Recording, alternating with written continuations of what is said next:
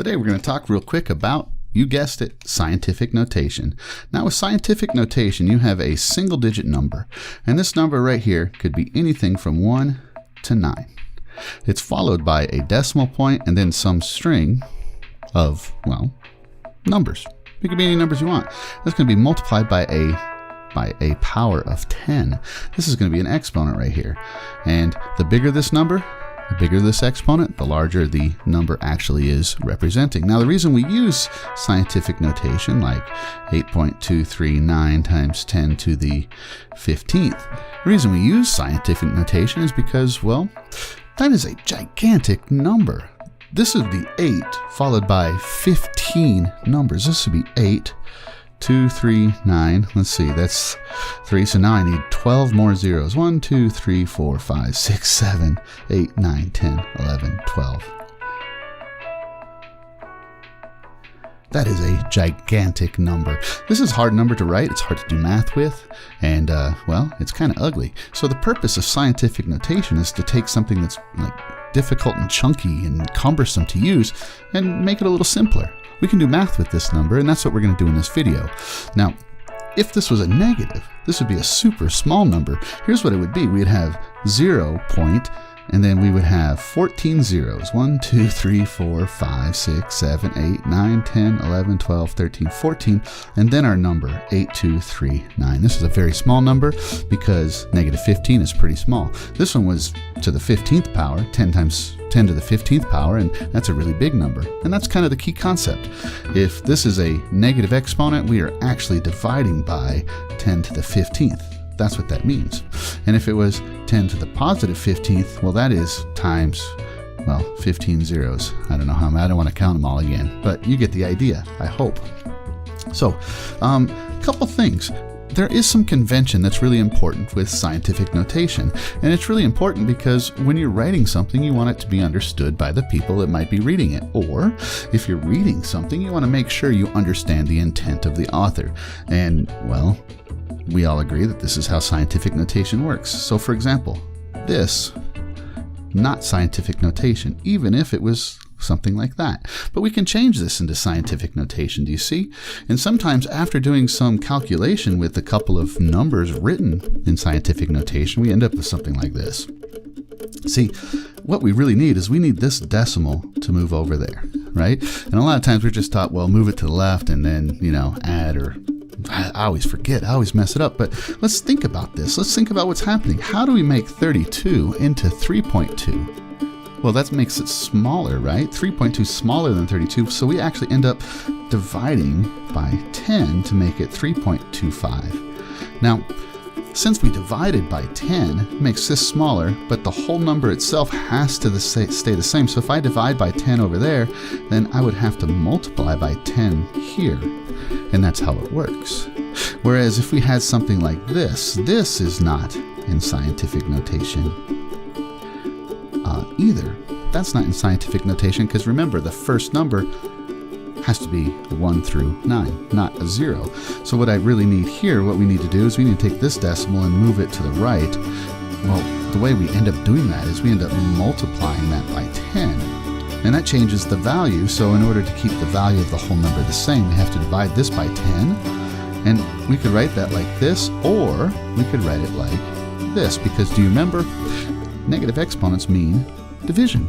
So this is going to be 3.25 times 10 to the 5 minus 1 is 4. And there you go.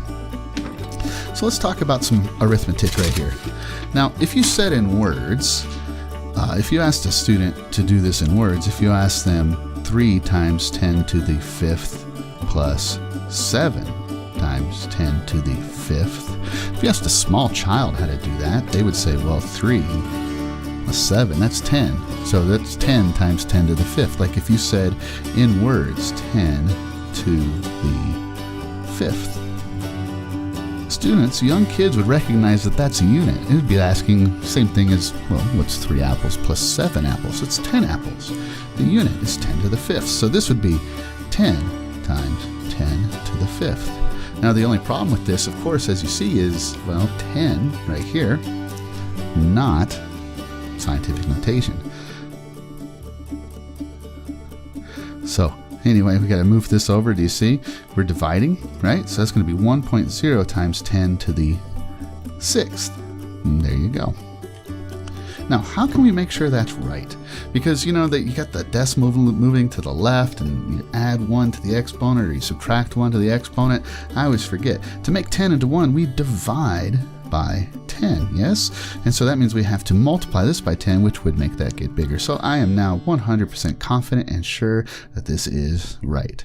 You ever notice how a smiley face can look all sweet and innocent until you give it some eyebrows and it looks like it's up to some mischief? Now, what about multiplication? 3 times 10 to the 5th times 7 times 10 to the 3rd this time. All right, well, you know, this is really multiplicate. Well, of course it's multiplication, but really the thing we can do right here is we can use the commutative property. We can rearrange, so we can do 3 times 7, and we can do times 10 to the 5th times 10 to the 3rd.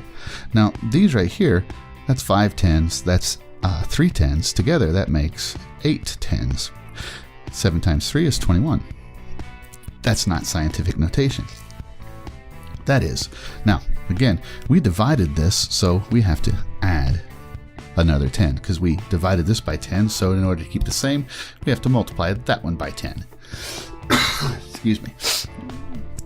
All right. Now, what about something like this? What if we had to do 3.2 times 10 to the 5th plus 4.7 times 10 to the 4th? Sorry, there we go. What if we had to add these two things together like this right here? You see, these units aren't the same. These are apples and oranges, and we can't add them together if they're not the same. So in order to make these the same, we could do one of 3 things. We could either write both of these numbers all the way out as regular numbers in standard form and then add them. That'd get kind of ugly, especially if we made these exponents even larger. Or what we could do is we convert this number, this 10 to the 4th, into 10 to the 5th, right? Or we could convert 10 to the 5th into 10 to the 4th. So why don't we do this one? Let's take this and make this into 10 to the 5th. Now, the way I would make this into 10 to the 5th, you see, I would have to multiply by 10 to the 1, which changes this value, so that would mean I'd have to divide that by 10. So that would be 0.47 times 10 to the 5th. And now that's handy because, well, do you see? Now they're both the same unit. They're both 10 to the 5th. And so 3.2 plus 0.47, well, that would be, let's see here, 7, 6, 3. There we go. And any way you do that, you would get the same way. You would get the same answer. So let's take this one. Let's do the same thing, except let's convert this 10 to the 5th into a 10 to the 4th. The way we would do that is we'd multiply by 10 to the negative 1. To balance that out, we'd have to multiply this by 10 to the 1. So this one over here, this would be 32.0 times 10 to the 4th plus 4.7 times 10 to the 4th. We add these two things together, we get 36.7 times 10 to the 4th, and that's not in scientific notation. You see, I need to divide this by 10 in order to move the decimal over to the left, and if I divide that one by 10, I have to multiply this side by 10, and now I'm done. And I get the same thing both ways. That makes me pretty confident that I, well, you know, of course, did it right. Last thing, man, let's talk about one more issue that comes up with something like, well, like multiplication. So let's say we had 1.4 times 10 to the 8th times 1.4 times 10 to the 3rd. Now 1.4 times 1.4 is 1.96, and that's not a big deal. The issue is going to be, how do we do that? 10 to the 3rd and 10 to the 8th. That turns out to be 10 to the 11th. Because remember, this is 8 tens. 1, 2, 3, 4, 5, 6, 7, 8. I don't know why I picked 8. I should pick something smaller. So this is right here. This is 10 to the 8th. That is a 10, believe me. There we go. And this is being multiplied. This 10 to the 8th is being multiplied by this 10 to the 3rd, which would be 3 more. That would be 10 to the 3rd. And together that makes 10 to the 11th power. And that's how it goes right there. So anyway, I hope this video was helpful. I know it's kind of quick. We covered a lot of material about, well, scientific notation, of course, and some exponent stuff, and I tried to give you some ways to work through how to convert something like this into scientific notation, or something like this into scientific notation, and I hope it helped. Now, it's kind of quick, and if you look in the description down below, there is a link to a more careful coverage of the topic of scientific notation, and there's some practice problems you should try as well. Anyway, my name's Philip Brown. I'm the Bearded Math Man. I hope this video has been helpful. If it has, you could click like, leave me a comment, let me know how it went, and share it on social media if you found it helpful. Anyway, thank you very much for your time, and I hope you have a good day.